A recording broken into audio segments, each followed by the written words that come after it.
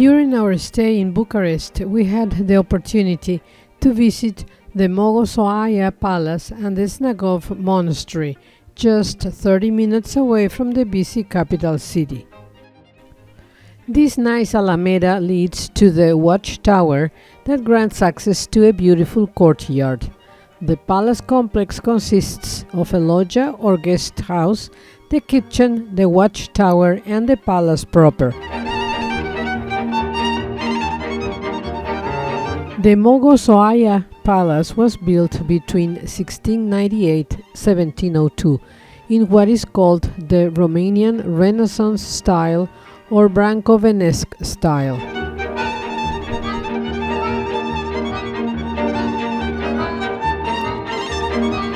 The palace bears the name of the widow of the Romanian boyar Mogos, who owned the land it was built on.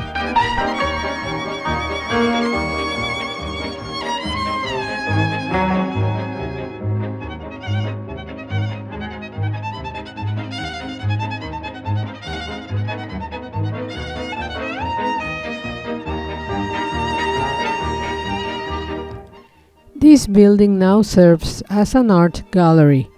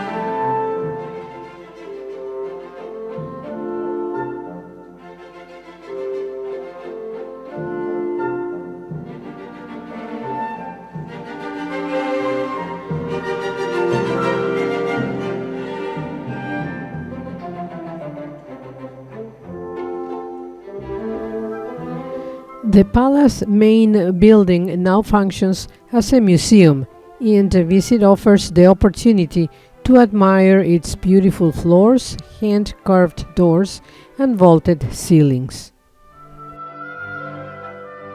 The story of the Mogosoaia Palace begins before it was built in 1680, when a rich aristocrat, Constantin Brâncoveanu, bought the large property in order to build a residence for his second son, Stefan. The palace was completed in 1702 when Constantine was already the Prince of Southern Romania. Unfortunately, his rule ended tragically in 1714 when he was executed together with his 4 sons by the order of the Ottoman Sultan. The palace, with its luxurious decorations, was devastated and robbed by the Ottoman armies. Through a dramatic matrimonial alliance, the palace eventually went into the property of another noble family, Bibescu, who transformed a ruin into a work of art of the Brancovenesque style. As all other private properties in Romania, the palace was confiscated in 1948 by the communist authorities.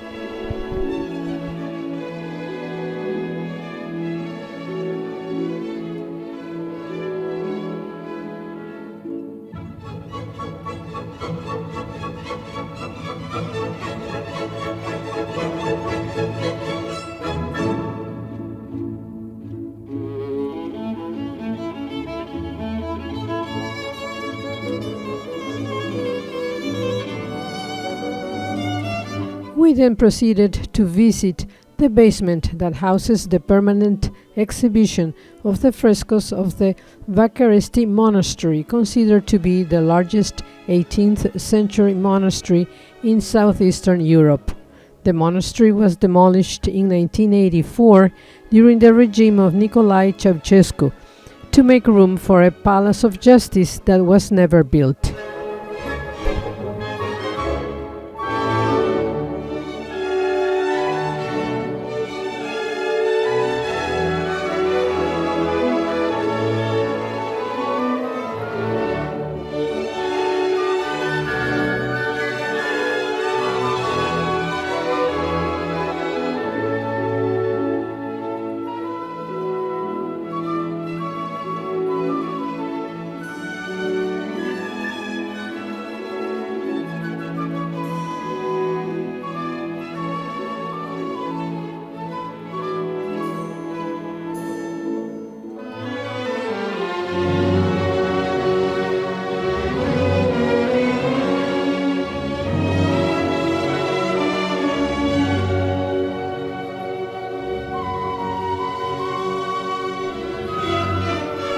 Now in view is the front facade of the palace that faces Lake Mogosoaia.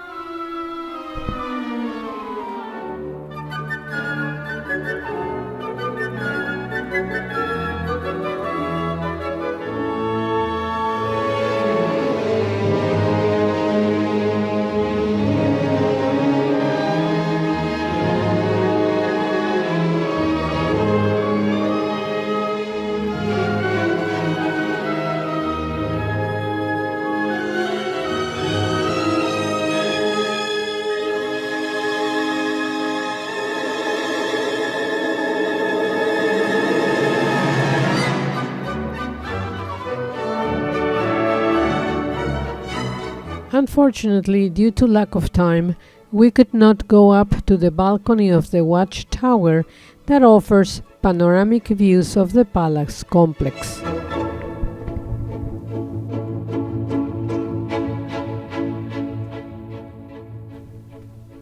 Now in view is the lovely rose garden located right outside the gate.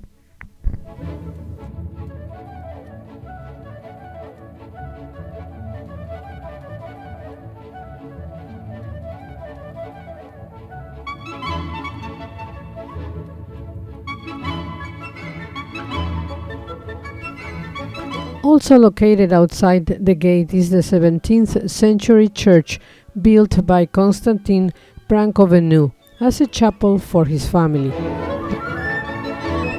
The church was closed to the public due to a funeral service, thus I was only able to capture pictures of its lovely porch.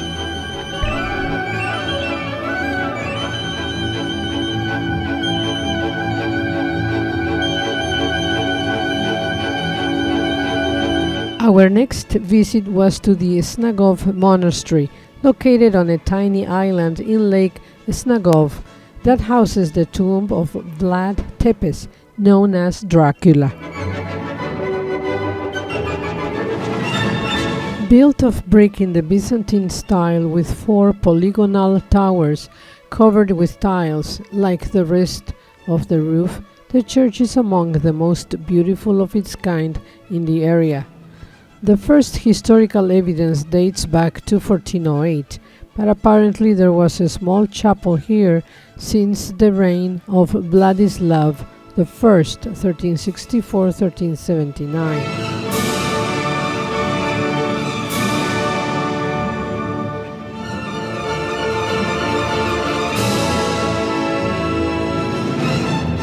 Inside, the church is adorned by splendid frescoes of the 15th century, along with portraits of prominent personalities of the time.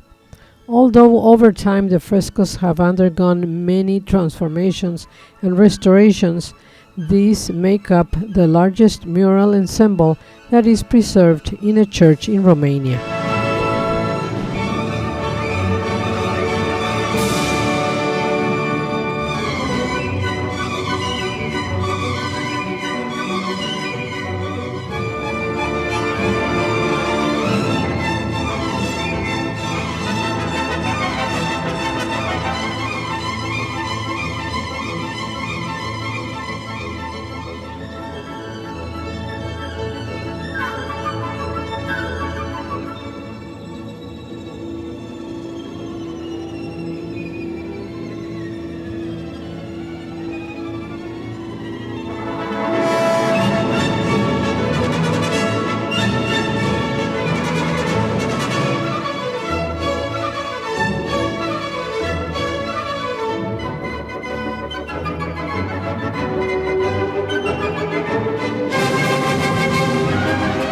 Some legends say that after Vlad Tepes, also known as Dracula, was murdered in 1476 by the Wallachian boyars in the forest at Balteni, the monks of the monastery would have taken the body and buried it in secret in the church.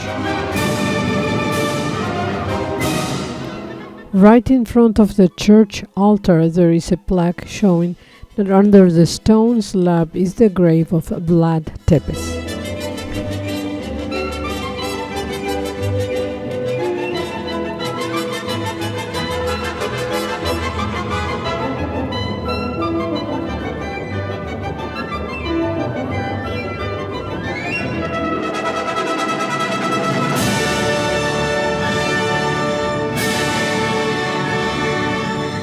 Now in view are pictures of the church grounds, as well as pictures of the homes facing the opposite shore of Lake Snagov.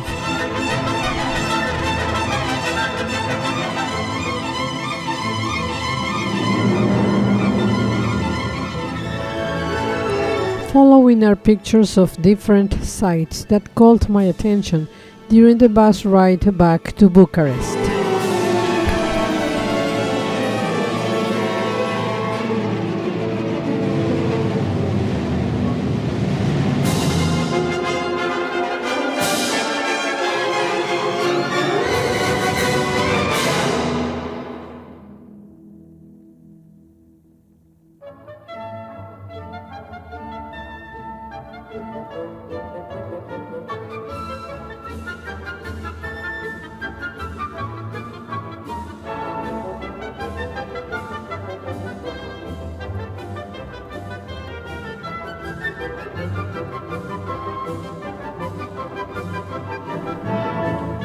After a long day, we enjoyed dinner and coffee and sweets at the Radisson Blu.